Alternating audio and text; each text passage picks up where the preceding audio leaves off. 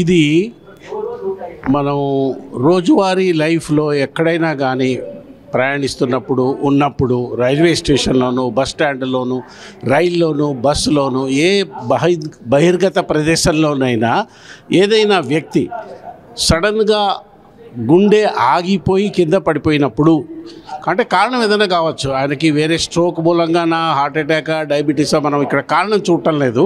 కానీ కారణం ఏదైనా ఆకస్మికంగా గుండె ఆగిపోయినప్పుడు దాన్ని ఒక 10 నిమిషాల లోపల తిరిగి పునర్జీవింప చేస్తే మనిషి బతకడానికి పూర్తిగా అవకాశం ఉంది.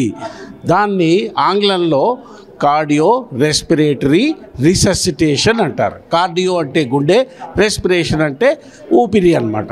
అంటే గుండె ఊపిరిని పునరుజ్జీవింప చేయడము అనే కార్యక్రమాన్ని కార్డియో రెస్పిరేటరీ రిససిటేషన్ అంటారు.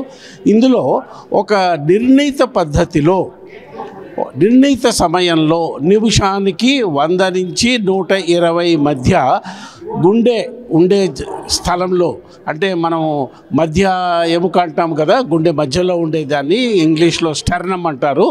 ఆ మధ్య ఎముక మీద తగినంత బలంతో కనీసము ఛాతీ 2 ఇంచులైనా లోపలికి సంకోచించేంత ఫోర్స్ తోటి నిమిషానికి 100 నుంచి 110 సార్లు బలంగా ఒత్తిడి తీసుకొచ్చి మళ్ళీ వదిలితే గుండె దానంతట అదే తిరిగి కొట్టుకోవడం మొదలుపెట్టి మళ్ళీ రక్త ప్రసరణ తిరిగి పునరుద్ధరించబడితే మనిషి కోలుకునే అవకాశాలు ఈ విషయంలో చాలా ఉంటాయి.